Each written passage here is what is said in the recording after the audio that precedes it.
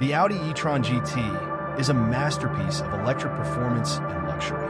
With its sleek, aerodynamic design and aggressive stance, it's built to turn heads.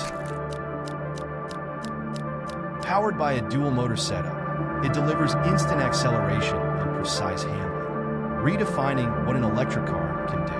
The e-tron GT is the future of performance. Let's take a closer look. अस्सलामुअलैकुम, मेरा नाम है शाहज़ेब हाशमी और ये है Audi e-tron GT 2022 model.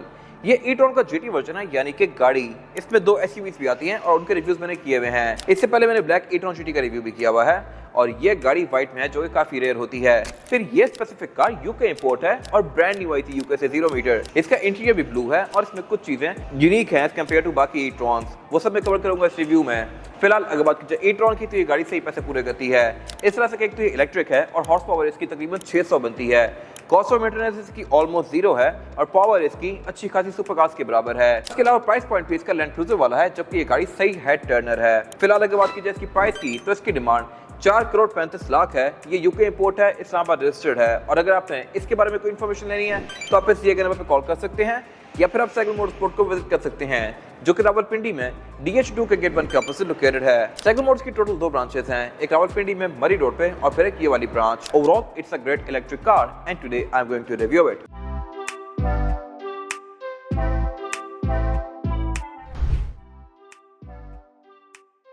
Let's start with the exterior of this car। लेकिन ये review शुरू करने से पहले मेरा चैनल सब्सक्राइब जरूर कर लीजिएगा। मैं रोज ही इस तरह की लग्जरियस कार की वीडियोस लेके आता रहता हूँ। अगर बात कीजिए इस गाड़ी के लुक्स की, तो लुक तो इसकी खूबसूरत है, लेकिन बैग इसका कुछ ज्यादा ही खूबसूरत है। बाकी ये गाड़ी क्योंकि व्हाइट है, तो इसमें आपको ये वाला एरिया एक्स्ट्रा नजर आ रहा होगा और उसकी वजह ये है कि ये एरिया बॉडी कलर में आता है। अगर आप ग्रे देखें या ब्लैक देखें e-tron GT, तो उसमें ये एरिया लगता है कि जस्ट ब्लैक ही दिए हुए हैं या ग्रे दिए हुए हैं।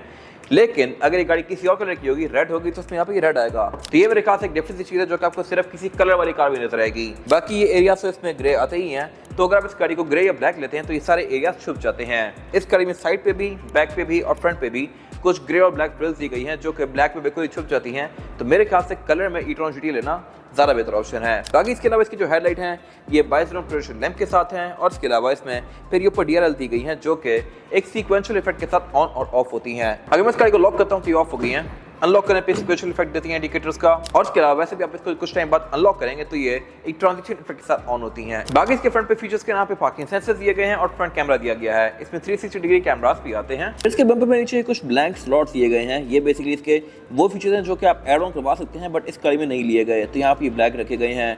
ये चीज़ें RS में कंपनी से आती हैं या फिर इसमें आप एड ऑन करवा सकते हैं।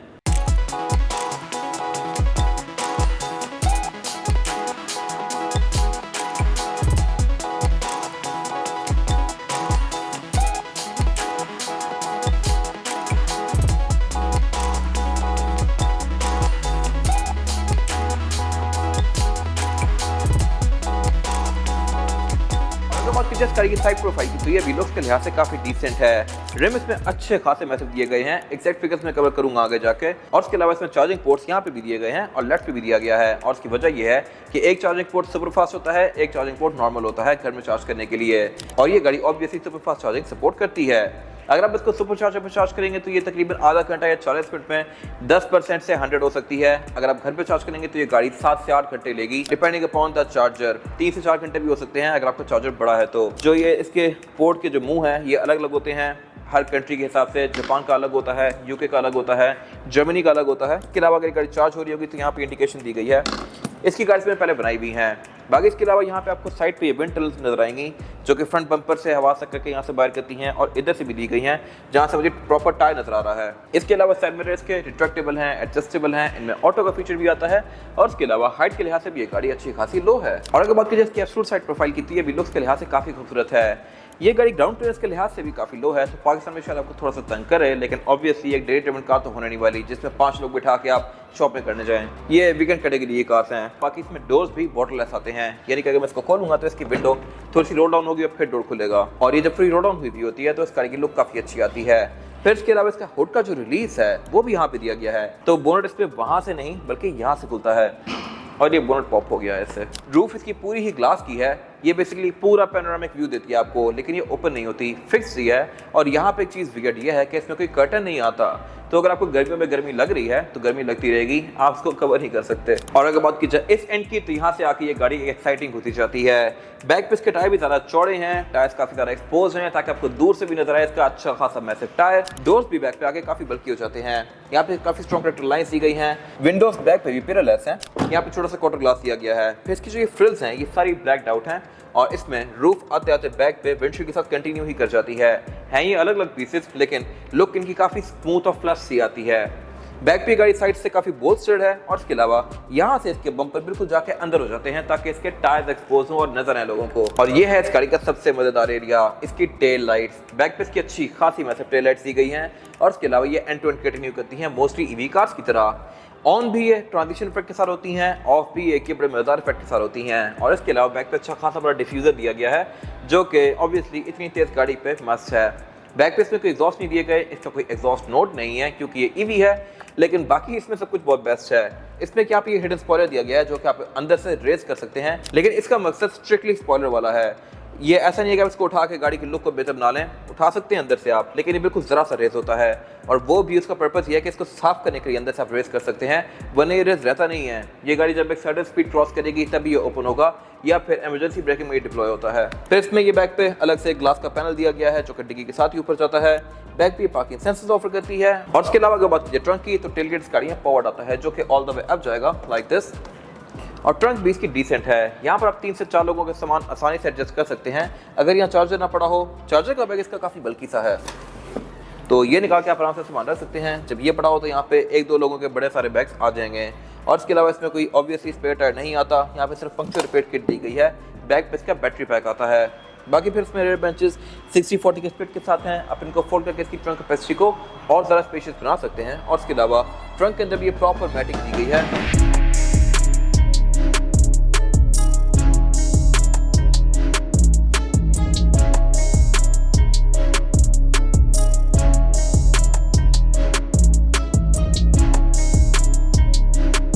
बात की जाए गाड़ी की एंट्री की, तो ये कंपैरेटिवली सिंपल ई-ट्रॉन से ज़्यादा लोडेड है क्योंकि ये गाड़ी यूके इंपोर्ट है। मोस्टली गाड़ियाँ पाकिस्तान में जापान इंपोर्ट होती हैं और उसमें हेड-अप डिस्प्ले नहीं आता, इंटीरियर सिंपल होता है, फीचर्स कम होते हैं। क्या क्या कम होता है मैं कवर करूंगा आगे। फिलहाल अगर बात की जाए इसके स्टीयरिंग व्हील की, तो ये स्टीयरिंग व्हील बॉटम कट है यानी कि डी शेप में है और इसके अलावा लेफ्ट और स्पोक डिफरेंट कंट्रोल्स ऑफर करता है।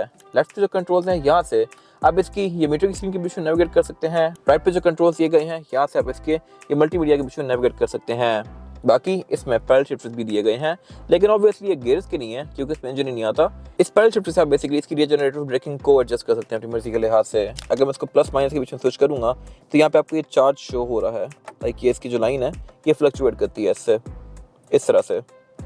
अगर बात की जाए मीटर की, तो मीटर ये पूरी स्क्रीन है जो कि हाईली कॉन्फ़िगरेबल है। इसकी आप थीम्स को भी चेंज कर सकते हैं और कलर्स को भी चेंज कर सकते हैं। अभी जैसे ये व्यू का बटन दिया हुआ है स्टीयरिंग पे, अगर मैं इसको प्रेस करूंगा तो इसके डायल्स छोटे हो जाएंगे और उसके अलावा सेंटर की जो इन्फॉर्मेशन है ये बड़ी हो जाएगी। और इसके भी बहुत सारे डिफरेंट मेन्यूज़ हैं, ये आपको बहुत सारी चीज़ें शो करती है यहाँ पर, जैसा कि इसकी रेंज, ट्रिप्स, एवरेज किलोमीटर पर लीटर, गाड़ी के बहुत सारे सेंसर्स वगैरह को आप यहाँ से ऑन ऑफ कर सकते हैं। और उसके अलावा एक रिड्यूस डिस्प्ले का बोर्ड भी दिया गया है जहाँ से आप इसके डिस्प्ले को बिल्कुल सिंप्लीफाई सा कर सकते हैं। लेफ्ट पे इसके एक ये कंट्रोल दिया गया है जहाँ से आप इसकी हेडलाइट्स का टिपर दे सकते हैं और उसके अलावा नीचे क्रूज कंट्रोल दिया गया है। क्रूज भी इस गाड़ी में एडॉप्टिव आता है। इसके मीटर की हाउसिंग पूरी ही लेदर की फिनिश में है और उससे पीछे इसका हेड्स अप डिस्प्ले दिया गया है। मैंने इससे पहले 2 ई-ट्रॉन्स देखी हुई हैं, एक का मैंने रिव्यू भी किया हुआ है। उन दोनों में हेड्स अप डिस्प्ले नहीं था क्योंकि वो गाड़ियाँ जैपनीज इंपोर्ट थी। यूके इंपोर्ट वाली कार में ये दिया गया है और ये गाड़ी आरएस नहीं है, सिंपल गाड़ी होते हुए भी इसमें ये चीज़ें हैं। फिर इसके अलावा इसका डैशबोर्ड है भी अच्छा खासा बड़ा और ये ग्रे और ब्लू के कॉम्बिनेशन में है, जो कि अगेन इसी गाड़ी में देखा है मैंने। वैसे ये यूजुअली ब्लैक होते हैं। इसके अलावा फिर ये सेंटर में एलिमेंट्स दिए गए हैं, मल्टीमीडिया स्क्रीन दी गई है। ये स्क्रीन भी फीचर्स के लिहाज से काफ़ी इक्विप्ड है, इस तरह से कि इसमें Bluetooth, aux, navigation, USB, Android Auto, Apple CarPlay, ये सारी चीज़ें आती हैं। और इसके अलावा इसका टच भी कंपैरेटिवली सिंपल ई-ट्रॉन से ज़्यादा रिस्पॉन्सिव है। तो यहाँ से आप इसकी चार्जिंग की स्टेट्स दे सकते हैं, गाड़ी कितनी देर में चार्ज होगी, इसका जो चार्जिंग के डोर्स हैं उनको आप लॉक कर सकते हैं, गाड़ी के बहुत सारे फीचर्स को यहाँ से यूज़ कर सकते हैं। इसकी सीट को आप एडजस्ट भी यहाँ से कर सकते हैं अपनी मर्जी के लिहाज से। गाड़ी की जो ये ग्रिप्स हैं साइड्स की, उनको यहाँ से आप इन्फ्लेट डिफ्लेट कर सकते हैं। इसके अलावा फिर नीचे इसका क्लाइमेट कंट्रोल दिया गया है। क्लाइमेट कंट्रोल भी इसमें 3 जोन है, यानी कि ड्राइवर, पैसेंजर और रेयर पैसेंजर्स के लिए अलग से क्लाइमेट कंट्रोल की जोन दी गई है। फिर इसमें सीट्स हीटेड के साथ साथ कूल्ड भी हैं। कूल वाला फीचर भी मैंने मोस्टली कार्स में नहीं देखा, इसमें दिया गया है। बाकी इसके अलावा ईवी कार्स में क्लाइमेट कंट्रोल के बारे में इंटरेस्टिंग चीज़ ये है कि ये गाड़ियाँ हीट पे ज़्यादा एनर्जी लेती हैं एज कम्पेयर टू एसी, जबकि सिंपल गाड़ी में उल्टा होता है। एसी पे ज़्यादा पेट्रोल लगता है, हीटर पे कोई फर्क नहीं पड़ता। जब आप हीटर ऑन करेंगे तो इसकी रेंज जो है ये सारा 23 से नीचे जाएगी। बाकी इसके अलावा फिर नीचे इसके एयर वेंट्स दिए गए हैं, कुछ बटन वगैरह दिए गए हैं। ड्राइव सेलेक्ट दिया गया है जो कि गाड़ी के बेसिकली ड्राइविंग मोड्स हैं। इसमें 4 मेन ड्राइविंग मोड्स हैं, एफिशिएंसी, कंफर्ट, डायनामिक और इंडिविजुअल।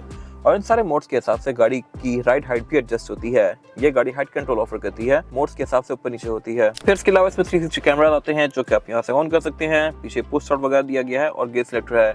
गियर सिलेक्टर भी इसका लुक के लिहाज से काफी यूनिक है। इसको आप पीछे करेंगे तो ये डी में होगी, आगे करेंगे तो रिवर्स, और फिर पार्किंग का अलग से बटन दिया गया है। फिर इसमें एक और पी दिया गया है यहाँ पे ऊपर जो कि सिर्फ इसी गाड़ी में है, जैपनीज कार्स में नहीं आता। और ये ऑटो पार्क है।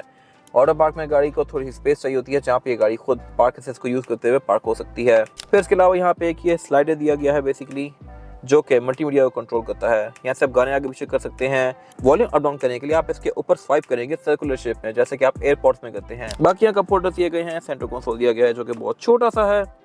इसके अंदर पावर आउटलेट वगैरह दिए गए हैं और सीट्स भी इसकी लुक्स के लिहाज से खूबसूरत हैं। और इसके अलावा इसमें पंच होल्स दिए गए हैं जहाँ से ये सीट्स आप पे हवा थ्रो करती हैं, वेंटिलेटेड होने की वजह से। ये चीज़ बहुत कम गाड़ियों में है।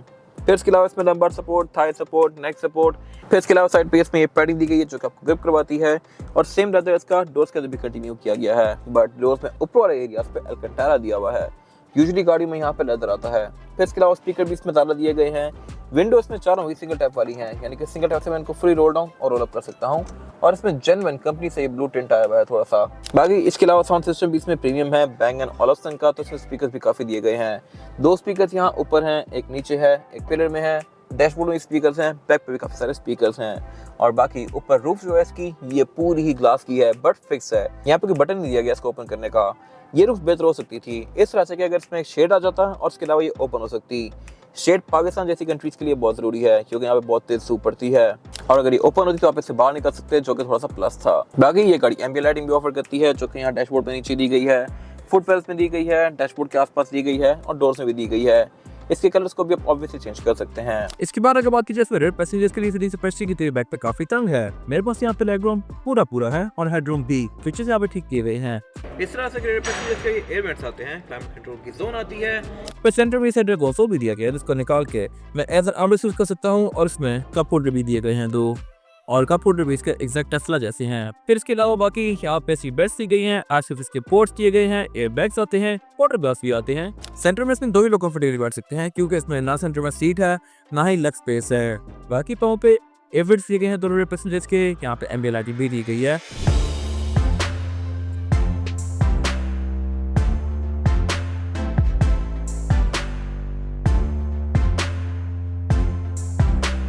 इसके बाद अगर बात की जाए इस गाड़ी के अंडर द हॉट सिचुएशन की, तो यहाँ भी चीजें काफी इंटरेस्टिंग हैं। इस वजह से कि यहाँ पे फ्रंक दिया गया है।